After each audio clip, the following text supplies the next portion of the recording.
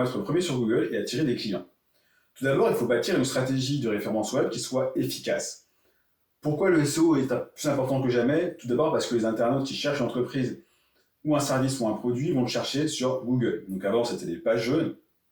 Aujourd'hui, vraiment, l'endroit où il faut se référencer, c'est sur les moteurs de recherche, d'accord? Et principalement Google. Pourquoi? Puisque Android appartient à Google et que la majorité des smartphones qui appartiennent à Apple vont sur Google, d'accord? Donc être bien référencé, c'est avant tout pouvoir être trouvé.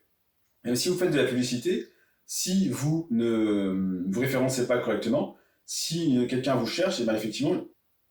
Alors, avec une stratégie SEO et de référence naturelle, comment faire pour être le premier sur Google et attirer des clients? Tout d'abord, il faut bâtir une stratégie de référencement qui soit efficace. Donc, posons-nous la question de pourquoi le SEO est important et plus important que jamais. C'est que vraiment aujourd'hui, aujourd'hui, pour que les internautes vous trouvent, eh ben, la principale porte d'entrée vers le digital et vers leur recherche, ça va être Internet, les moteurs de recherche, ça va être Google, ça va être Bing. Donc, avant, il fallait être présent sur les pages web, d'accord? Aujourd'hui, quand un client ou une cliente cherche un produit ou un service ou une entreprise, il la cherche sur Google. Donc, il faut plus que jamais être présent sur les réseaux sociaux. Alors, que ce soit avec une stratégie SEO, donc de contenu naturel, que ce soit sur les réseaux sociaux, ou peut-être avec de la publicité digitale. Aujourd'hui, dans les tendances SEO à surveiller, il faut effectivement tenir compte du fait que le contenu vidéo va de plus en plus être mis en avant par les plateformes, notamment avec les shorts sur YouTube, donc YouTube, plateforme vidéo, mais aussi sur LinkedIn, sur Twitter, sur Instagram. Donc aujourd'hui, la vidéo, c'est vraiment un vecteur qui permet d'aller toucher les clients. De plus, tout ce qui va être les contenus longue traîne, c'est-à-dire ne plus simplement être sur des sujets de base, mais plutôt essayer de répondre à des demandes clients, de répondre à des conseils clients, d'accord?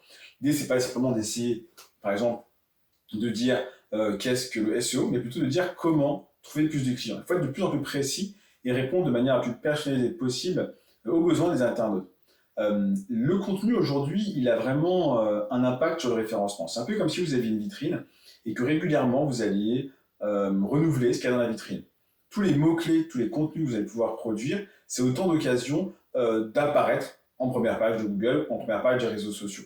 Donc l'idée, c'est de chercher déjà tous les mots-clés qui concernent votre secteur d'activité, toutes les questions que vous posent vos clients, même en magasin, et d'essayer de voir comment est-ce que vous pourriez y répondre pour que quand ils font des recherches sur les thématiques qui vous concernent, qu'ils arrivent à vous trouver comme étant des références.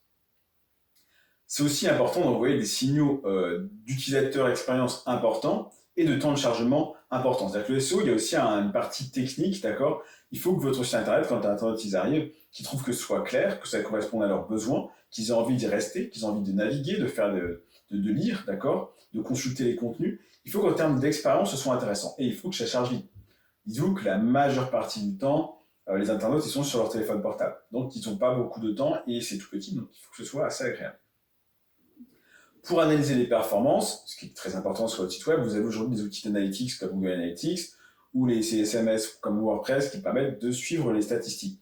Si vous ne suivez pas les statistiques et les performances, c'est très difficile d'améliorer la stratégie.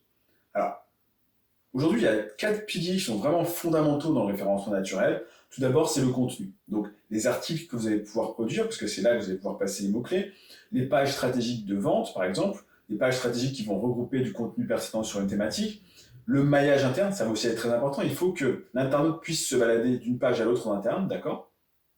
La partie technique, donc la vitesse de chargement, bien entendu, d'accord? Le mobile first, il faut que votre site web soit avant tout optimisé pour les téléphones mobiles, et aussi, il faut qu'il ait une bonne indexation, c'est-à-dire qu'il faut quand même bien structurer avec des balises correspondant au titre, des balises correspondant au paragraphe, des balises correspondant aux vidéos, pour que les robots des moteurs de recherche puissent aller lire le contenu de votre site web. Ensuite, il y a ce qu'on appelle l'autorité. L'autorité avec les backlinks, c'est le fait qu'effectivement, il y ait d'autres sites web qui redirigent vers votre site web. Alors, l'idée, c'est que si par exemple vous êtes spécialisé dans la formation en community management, il faut qu'il y ait d'autres sites web qui disent que vous êtes effectivement une référence dans les formations en community management. Ça indique à Google, donc ça peut aussi être des sujets, des liens qui viennent des réseaux sociaux, hein, ça indique à Google qu'il y a d'autres sites web qui vous référencent aussi comme étant pertinents dans ces thématiques-là. Et bien sûr, le 4e pilier qui va être l'expérience utilisateur, hein, donc l'engagement, la navigation, le temps que l'internaute va passer sur votre site web, est-ce qu'il clique, est-ce qu'il navigue, est-ce qu'il change de page, est-ce qu'il reste plusieurs pages. Tout ça, ça va aussi être un signal très important pour Google et les moteurs de recherche en général. Alors aujourd'hui, on parle beaucoup de SEO, référence naturelle, mais aussi de copywriting. Comment marier les deux pour réussir à séduire à la fois Google et les moteurs de recherche et les lectrices et lecteurs? Tout d'abord, pensez à rédiger du contenu qui soit optimisé pour les moteurs de recherche tout en restant humain. C'est-à-dire qu'il faut vraiment que vous apportiez des conseils pertinents, il faut que vous apportiez de la valeur, que vous leur fassiez gagner du temps, que l'on ait des conseils, des choses qu'ils vont pouvoir retenir. Ce qui peut vous permettre de choisir, c'est est-ce que vous leur diriez ça à vos clients ou vos prospects en vrai, d'accord? Si vous leur diriez ça en les voyant, c'est qu'effectivement, vous leur apporteriez de la valeur. Les erreurs à éviter qui tuent votre référencement, c'est effectivement d'aller faire des contenus générés par l'intelligence artificielle ou des contenus qui soient des copier-coller de ce que vous avez vu sur d'autres sites web ou des contenus qui ne permettent pas à l'internaute de vous différencier, d'accord?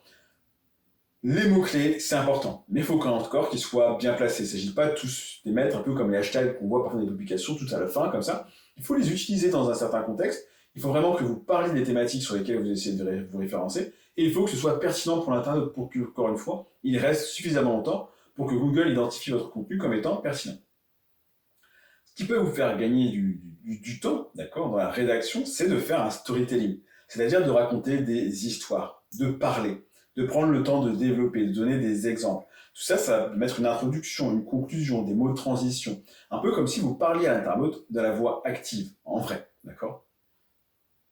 Il y a un certain nombre de pages qui peuvent être bien référencées pour avoir des exemples. Il vous suffit de taper votre mot-clé ou la question à laquelle vous souhaitez répondre, d'aller voir quels sont les articles qui se référencent le mieux et d'essayer de vous en rapprocher le plus. Mais attention, pas de copier-coller. Alors aujourd'hui, LinkedIn, c'est devenu un réel outil pour développer votre personal branding, votre marque personnelle, c'est-à-dire tout simplement démontrer votre expertise aux internautes, d'accord? C'est vraiment une opportunité incroyable que je vous invite à saisir et que moi je saisis très réellement parce que c'est vraiment ce qui me génère 70% de mes clients, de mes contacts, d'accord? Quand avant j'ai changé de carte de visite, aujourd'hui je cherche des gens sur LinkedIn. LinkedIn, c'est pas un simple CV en ligne, c'est vraiment une plateforme de contenu et de réseautage. C'est vraiment pour moi un des plus grands réseaux entre personnes actives et même entre personnes qui recherchent des emplois. Donc cependant, la chose qui change, c'est que il n'y a que 1% des personnes qui partagent du contenu. Donc il y a vraiment une place à prendre en fait pour communiquer. Donc les dirigeants qui utilisent bien arrivent à utiliser des clients, à attirer des clients sans prospection. Tout simplement en démontrant leur expertise, en parlant de leurs entreprises, en parlant des clients surtout. L'erreur à ne pas faire, c'est parler que d'eux, que l'entreprise essaie de vendre. C'est vraiment d'essayer de parler aux clients, aux prospects potentiels, en identifiant leurs problèmes, en leur apportant des solutions, des conseils, des recommandations, et naturellement, bien sûr, en leur disant que vous pourriez les aider sur ces points-là. D'accord? L'algorithme aujourd'hui de LinkedIn, il favorise le contenu de qualité. Un contenu de qualité, c'est un contenu qui va être consulté, qui va être lu, qui va avoir des impressions, et qui, si en plus a des interactions avec des likes et des commentaires, c'est tant mieux. D'accord? Il faut penser aussi au niveau de la régularité. Plus vous allez envoyer des informations pertinentes, et puis vous allez avoir de gens qui vont faire partie de votre communauté et qui vont suivre vos conseils et recommandations. Il faut essayer de créer des rendez-vous pendant lesquels vous leur donnez des conseils et peut-être, effectivement, ils pourront vous contacter. Quoi qu'il arrive, il n'y a pas besoin de les contacter en direct au début, parce que s'ils font dans votre réseau, c'est qu'ils voient vos conseils et du coup, il y a beaucoup de chances pour qu'ils aient quand même l'information. Après, effectivement, aujourd'hui, il y a une nouvelle technique qui est le setting, qui est le fait de créer des conversations. D'accord? Attention, encore une fois, pas pour vendre, pour aller s'intéresser à vos prospects potentiels, voir identifier s'ils ont des besoins, d'accord? Et peut-être essayer de leur proposer quelque chose, de leur vendre quelque chose. Comment vous pourriez optimiser votre profil en 5 secondes pour faire la bonne impression? Tout d'abord, en 5 points, ça va être tout d'abord la photo. Une photo attrayante, souriante, sur laquelle on peut vous reconnaître. La bannière. La bannière, elle doit être publicitaire. C'est-à-dire qu'elle doit indiquer à votre prospect comment vous pouvez l'aider et à quoi est-ce que vous pouvez l'aider. Et dire quel est l'appel à l'action. D'accord? Votre titre, ne mettez pas votre métier. Si moi je dis que je suis consultant en stratégie marketing digital, super. Si je dis j'aide les entreprises ou j'accompagne les entreprises à trouver de nouveaux clients, comment grâce aux stratégies marketing web, comment en 30 jours, là tout de suite ma cible va s'identifier, elle va comprendre ce que je fais et ce qui me différencie. Donc faites plutôt des phrases comme ça, j'accompagne un tel. Ensuite, l'introduction, c'est l'occasion de vous introduire plus en détail et surtout d'apporter vraiment un argumentaire sur qui vous êtes, ce que vous faites, en quoi vous êtes compétent, en quoi vous êtes expert et pourquoi les gens devraient travailler avec vous. Et ensuite, n'oubliez pas de développer toute la partie compétences, vos formations et ce que vous faites dans votre emploi. C'est une occasion de permettre à la personne de savoir tout sur vous. Alors souvent, les gens ils disent « Oui, mais si j'en dis trop, j'aurais plus rien à dire en rendez-vous. » Tant mieux, vous avez gagné du temps. Alors, comment construire votre personal branding pour vous démarquer? Tout d'abord, pourquoi est-ce qu'il faut incarner l'entreprise sur le web?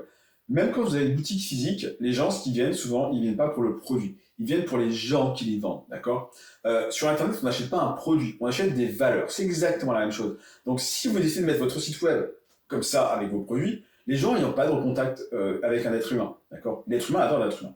Du coup, sur LinkedIn, l'avantage, c'est que vous pouvez humaniser votre marque, humaniser votre produit et incarner réellement vos services. Prenez des marques comme Apple, comme Amazon, comme Tesla. Ils ont vraiment réussi à être incarnés par des personnes.